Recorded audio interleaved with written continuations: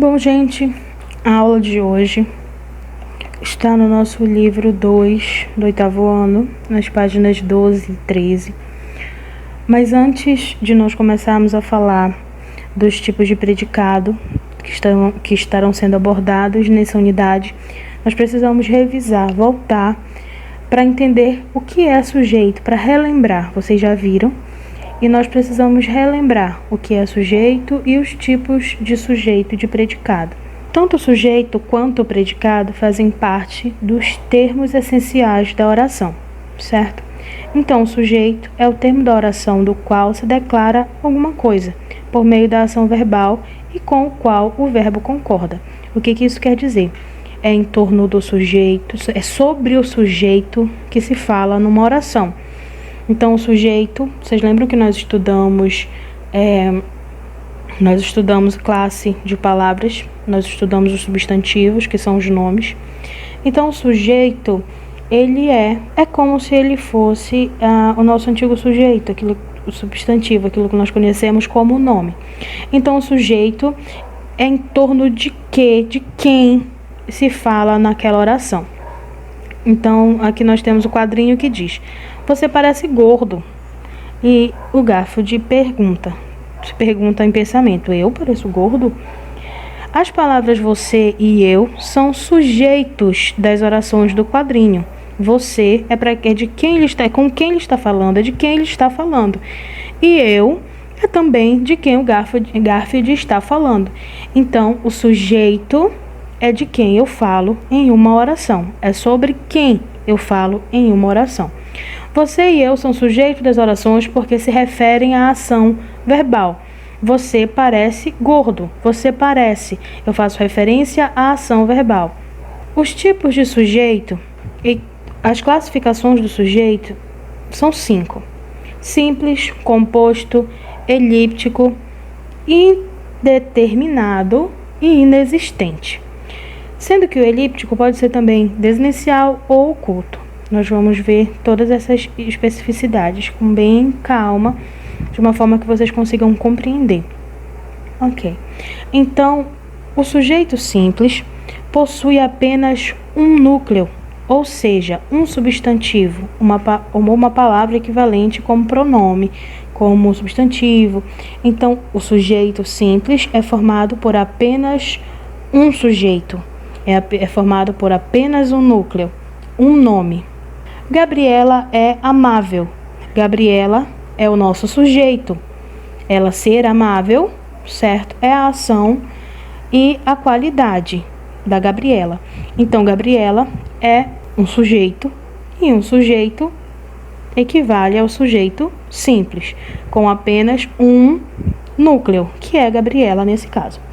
O sujeito composto, como tudo aquilo que é composto na língua portuguesa, nós temos mais de um, certo? Então, se temos um sujeito, eu tenho sujeito simples. Se eu tenho 2 sujeitos ou mais, eu tenho sujeito composto. Por exemplo, Gabi e Bia são amigas. Nesse caso, nós não temos mais apenas um núcleo, nós temos 2, Gabi e Bia, que são os nossos sujeitos da oração. Se fosse Gabi, Bia e João são amigos, nós teríamos 3 núcleos, continuaria sendo sujeito composto. Então, sujeito simples, eu tenho apenas um núcleo, apenas um nome, apenas um sujeito. E o sujeito composto, eu tenho 2 ou mais núcleos, 2 ou mais sujeitos em uma oração. O sujeito elíptico, desinicial ou oculto, ele pode ser chamado dessas 3 formas, são as desinências verbais, que vai indicar a pessoa que não aparece. Por exemplo, gosto de chocolate. Não aparece em nenhum momento aqui o sujeito, mas eu entendo porque o meu verbo termina com uma desinência que faz eu compreender que está falando do eu. Então, eu gosto de chocolate.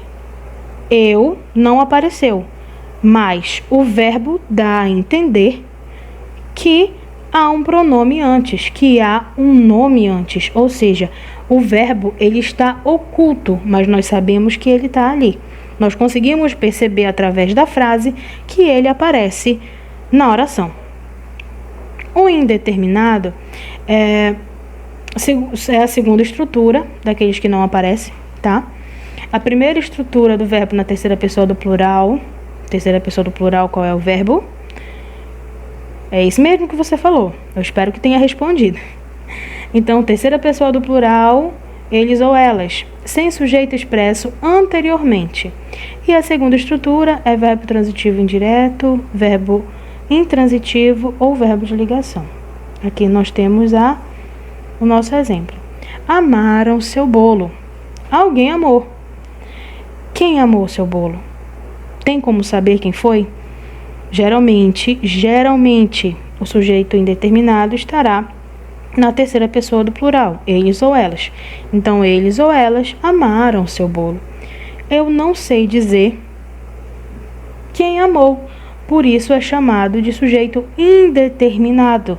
Ele não está lá, mas foram eles ou elas que fizeram determinada coisa ou de quem eu estou falando.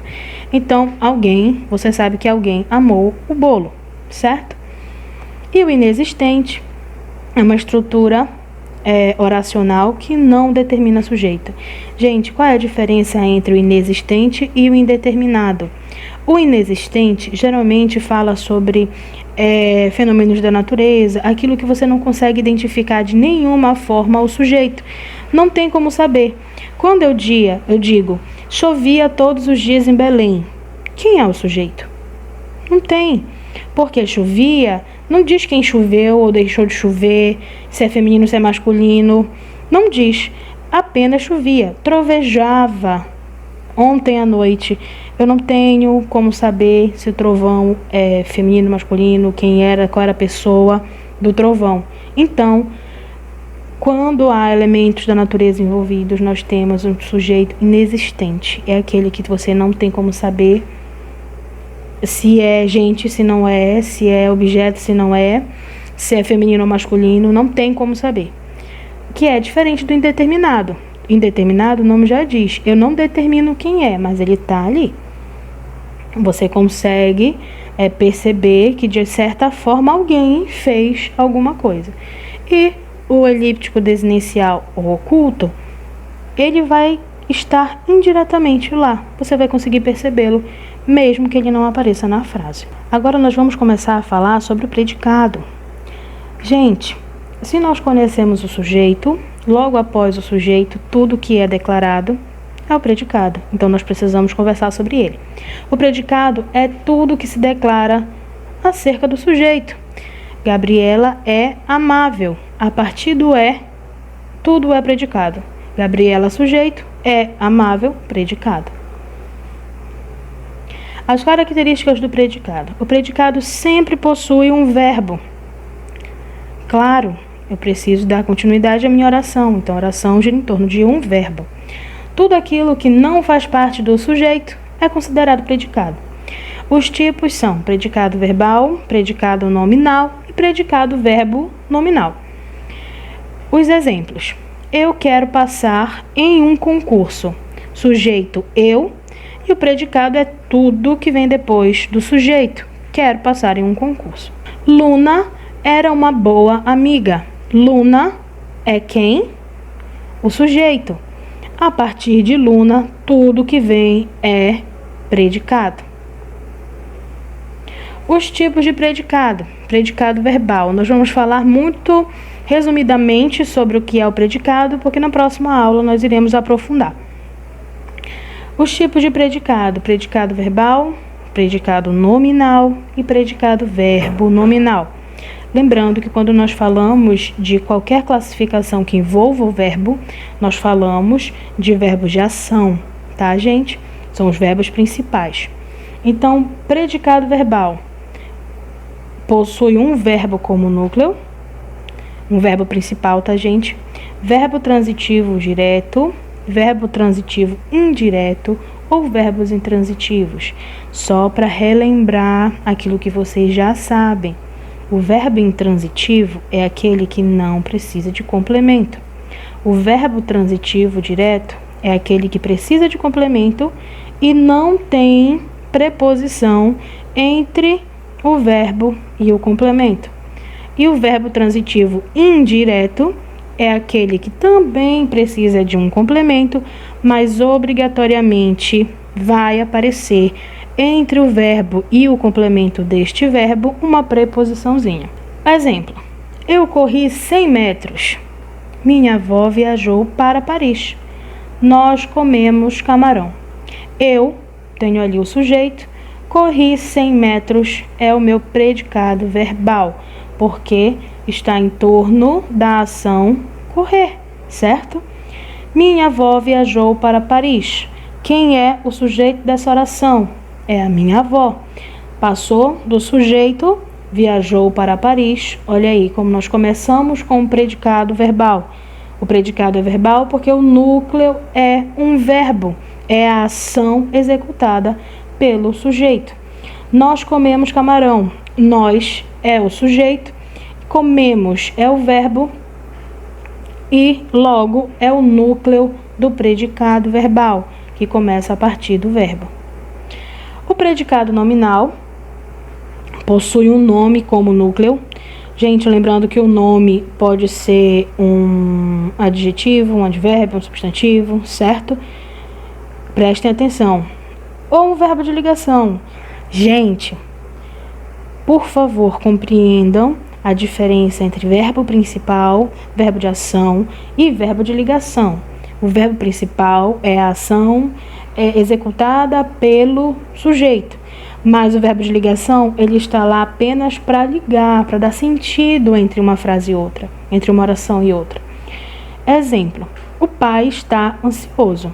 O pai é o meu sujeito.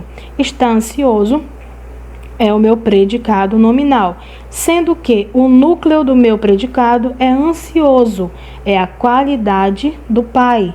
Logo, ansioso é um adjetivo, é um nome, por isso é chamado de predicado nominal, porque a ênfase está na característica do pai, não na ação executada por ele. Se fosse uma ação, não seria nominal, seria verbal.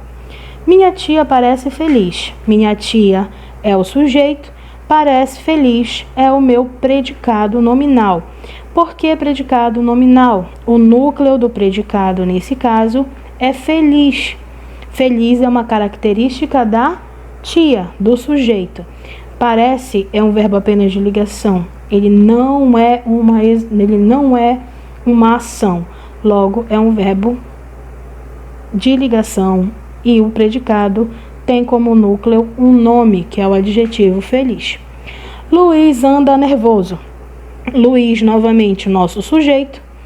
Ele anda nervoso. A partir de anda é todo o meu predicado, só que o núcleo do meu predicado é nervoso. É a característica de Luiz.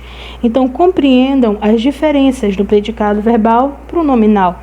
No predicado verbal, o núcleo do predicado é o verbo de ação, é a ação executada pelo sujeito.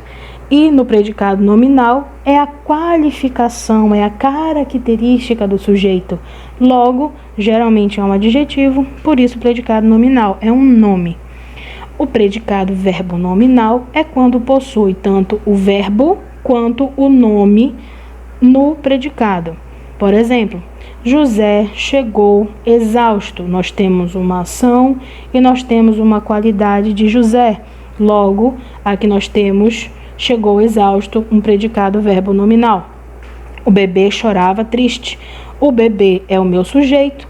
Chorava triste era a ação do meu sujeito de chorar. Triste era o estado de espírito desse bebê. Então, é um adjetivo. O aluno estudou rápido. O aluno, meu sujeito, estudou rápido. É o predicado com dois núcleos, um verbal e um nominal. A ação de estudar executada pelo aluno rápido foi a forma com que o aluno estudou. Então, é uma característica, por isso é verbo nominal. façam as atividades da página 12 e 13, que nós vamos abordar novamente na próxima aula. Eu espero que vocês tenham compreendido essa introdução para que nós consigamos aprofundar na próxima aula as teorias. Bom, para efeito de resumo, os termos essenciais da oração são sujeito e predicado, certo? Toda oração tem que ter sujeito e predicado, porque é a organização oficial, gramatical da nossa língua portuguesa, sujeito e predicado, mesmo quando esse sujeito não aparece. É essencial, absolutamente necessário, que não pode faltar, certo? Então, o sujeito é aquilo é aquilo do que se faz uma declaração, é sobre quem eu falo, e predicado é tudo aquilo que se declara a respeito do sujeito. Se ele pratica uma ação, é predicado verbal. Se ele ganha uma qualidade, uma qualificação, uma característica, é predicado nominal. Se houver os dois, é predicado verbo nominal. Espero que vocês tenham compreendido. Na nossa próxima aula, nós estaremos aprofundando os predicados e os predicativos. Qualquer dúvida, anotem no caderno de vocês as dúvidas tanto dos vídeos quanto das atividades feitas no livro. Então, anotem a página do livro, anotem a questão para que vocês estejam tirando as dúvidas, tanto pelo WhatsApp quanto pelo Google Classroom. Espero que vocês tenham compreendido e até a próxima aula.